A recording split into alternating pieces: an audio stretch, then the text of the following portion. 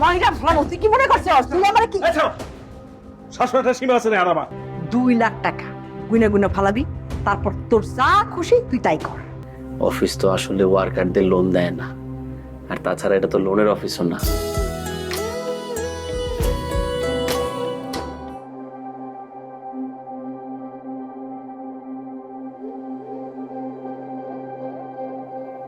এই খারাপ কই গেছিলি? আর কত নষ্টামি করবি? হ্যাঁ, তোর এত বড় সাহস হয় কোত্থেকে? তুই রুবেলের গায়ে হাত করছস?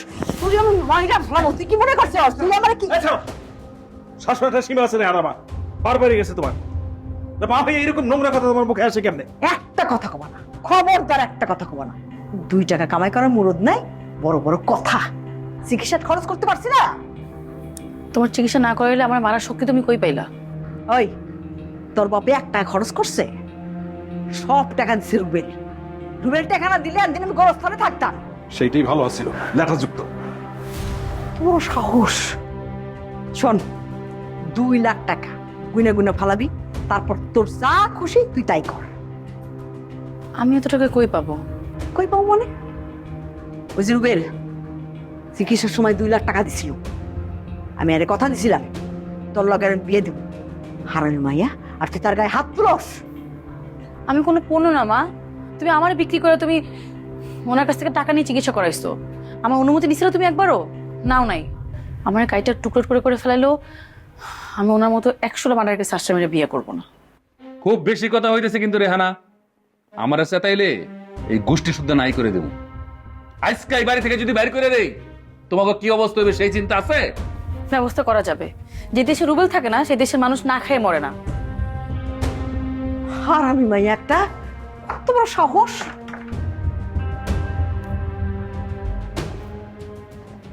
শোনো বাবাজি, তুমি কোনো চিন্তা করো না, বুঝছো?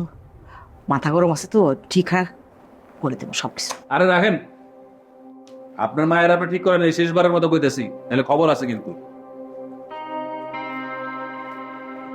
ওই ওই দরজা খোল, দরজা খোল! শয়তানের বাচ্চা শয়তান!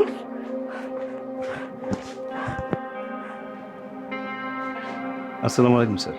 ওয়ালাইকুম আসসালাম। বসেন বসেন। না ঠিক আছে স্যার। আরে বসেন। স্যার একটা কথা ছিল স্যার। হ্যাঁ হ্যাঁ, সুন্দর, বসেন। রাখেন, এখানে রাখুন, নিচে রাখেন। না এখানে থাক। আরে আর শোনেন, আপনি আমারে প্লিজ আপনি করে বলবেন না, আর আমাকে স্যার করে বলতে হবে না, ঠিক আছে? বলেন কি কথা? স্যার আপনি তো বড় স্যারের অনেক কাছের লোক, ওনার দিয়ে আমার একটু উপকার করে দেন না। বলেন কি উপকার? সম্ভব হলে অবশ্যই করব।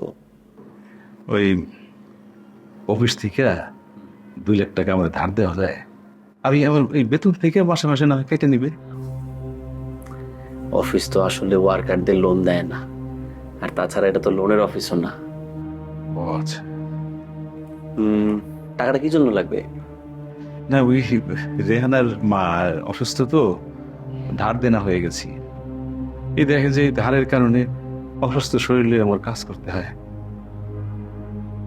অনেক আশা ছিল রেহানারে ঢাকায় রেখে লেখাপড়া শেখাবো, এই টাকার কারণে সেটাও পারলাম না। আরে মায়ের অনেক মেধা ছিল, অনেক মাথা। আচ্ছা ঠিক আছে, আমি স্যারের সাথে কথা বলি, দেখি কি করা যায়। আর আপনি টেনশন করবেন না, টেনশন করলে কিন্তু কর্মশক্তি কমে যায়। ঠিক আছে? আপনি চা খাবেন? না স্যার, চা খাবো না। আসছে। আসুন। আসসালাম।